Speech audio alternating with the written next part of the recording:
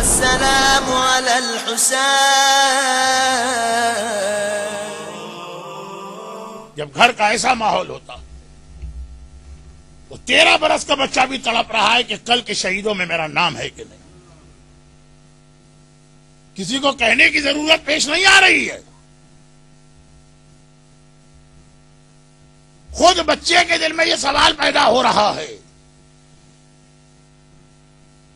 اور سلام ہو ہمارا حسن کے یتیم قاسم پر، اور سلام ہو ہمارا قاسم کی بیوہ ماں ام فروا پر.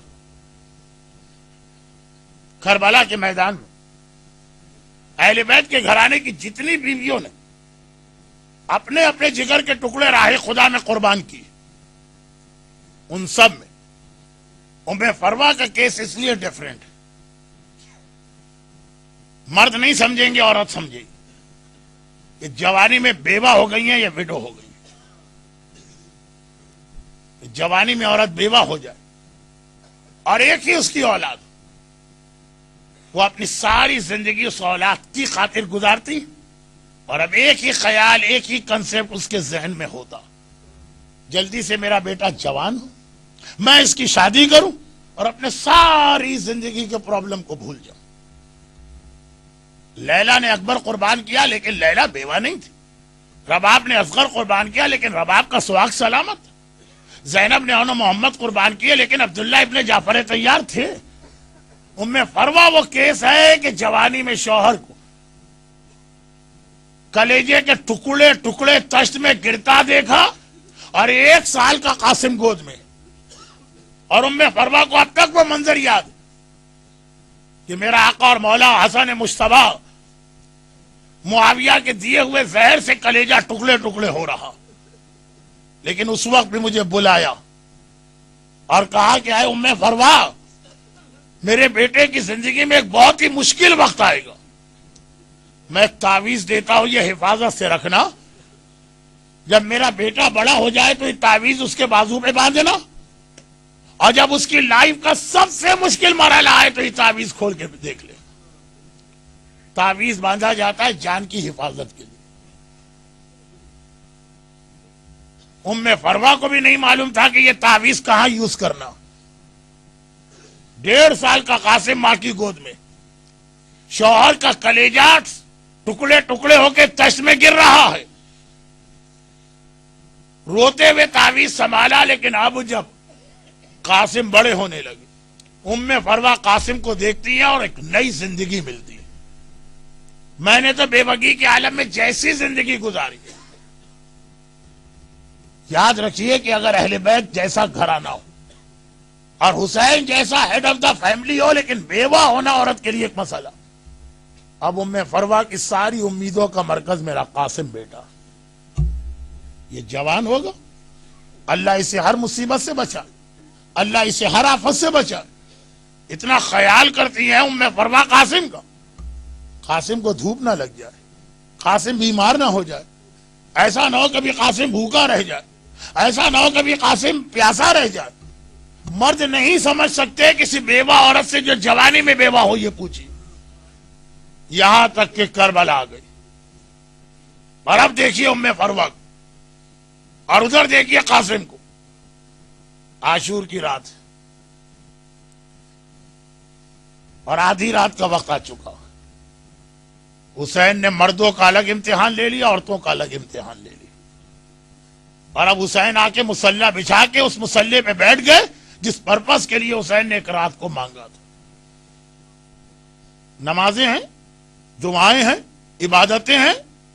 ایک بار دعا کرتے کرتے حسین کی آنکھیں بند اور آسمان کو دیکھ رہے ہیں کہ ایسا لگا کہ کوئی میرے رائٹ سائڈ پہ آ کے بیٹھ گیا. حسین نے آنکھیں کھول کے دیکھا، کون بیٹھا؟ دیکھا میرے بھائی حسن کی نشانی، میرا یتیم بھتیجا قاسم. کہا بیٹا قاسم اس وقت یہاں کیوں آئے ہو؟ جاؤ جا کر اپنی ماں کے پاس بیٹھو. کہا چچا اماں ہی نے تو مجھے یہاں پہ بھجوایا ہے، اور یہ کہہ کے بھجوایا ہے کہ قاسم بیٹا تیری ماں سیدانی نہیں ہے، امتی گھر سے آئی ہے. ایسا نہ ہو کل کے جہاد میں تیر و تلوار دیکھ کے تو ڈر جائے اور تیرے قدم پیچھے ہٹ جائیں تو دنیا کہے کہ حسن کا یتیم پیچھے نہ ہٹتا، یہ ام فروا کے دودھ کی خرابی۔ بھائی اتنا پوچھ کے آ جاؤ آقا سے کہ کل کے شہیدوں میں تیرا نام ہے کہ نہیں ہے۔ قاسم کہتے وہ چچا مجھے یہ بتا دیجئے کل کے شہید ہونے والوں میں میرا نام ہے کہ نہیں ہے۔ دیکھیں 13-14 سال کی ایج اتنی کم بھی نہیں کہ ہم کہیں قاسم کو یہی پتا نہیں کہ جنگ کسے کہتے ہیں۔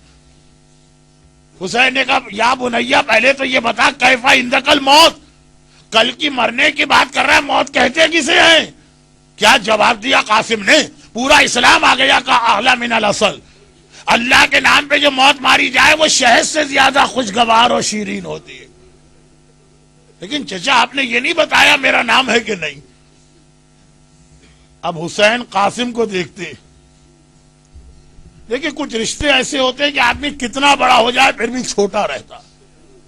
ایک ماں اور بیٹے کا رشتہ، بیٹا کتنا ہی بڑا کیوں نہ ہو جائے ماں پھر ہمیشہ بڑی رہتی۔ بڑی ایج کا آدمی بھی ماں کے پاس جا کے بچہ بن جاتا۔ اور ایک ہوتا ہے چھوٹے بھائی کا رشتہ۔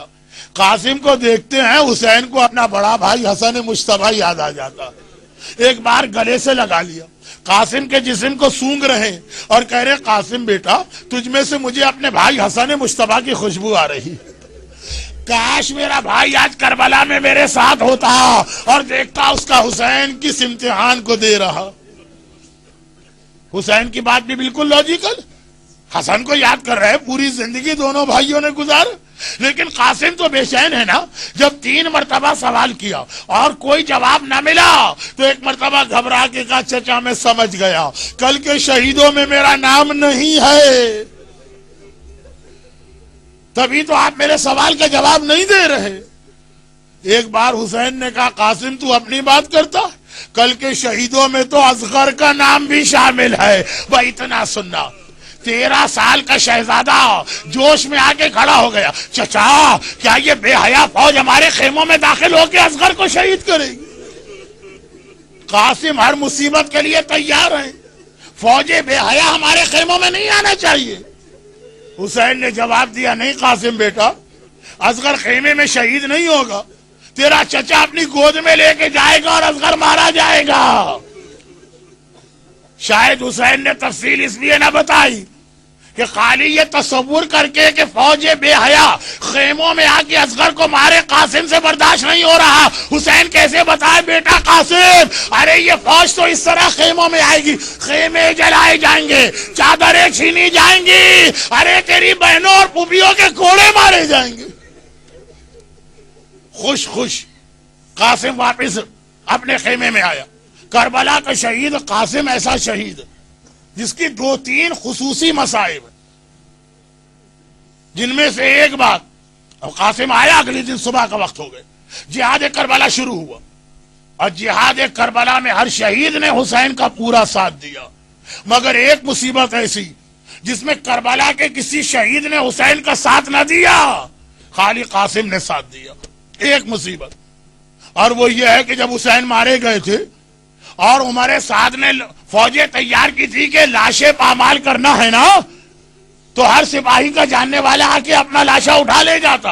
حر کی فوج اپنے سردار کا لاشا لے گئی، حبیب ابن مظاہر کے قبیلے والے حبیب کا لاشا لے گئے، ارے حتیٰ اکبر کا لاشا اٹھ گیا، آنا محمد کے لاشے اٹھ گئے، مگر ایک حسین کا لاشا تھا جس کے لیے کوئی نہ آیا، گھوڑوں تلے پامال ہوا نا۔ مگر کربلا میں یا حسین کا لاشا پامال ہوا ہے یا حسن کا یتیم قاسم۔ جسم کا پامال ہونا، فقط قاسم نے چچا کا ساتھ دیا، لیکن میرے مرحوم استاد مولانا جوہر صاحب قبلہ with due respect ایک جملہ کہا کرتے تھے، قاسم نے لاشا پامال ہونے میں چچا کا ساتھ دیا۔ مولا گستاخی نہ ہو تو عرض کروں، مگر یہاں بھی ایک فرق ہے، آپ کا لاشا شہادت کے بعد پامال ہوا، حسن کا لال زندہ تھا جب ادھر کے گھوڑے ادھر دوڑے تھے، ادھر کے گھوڑے ادھر دوڑے تھے۔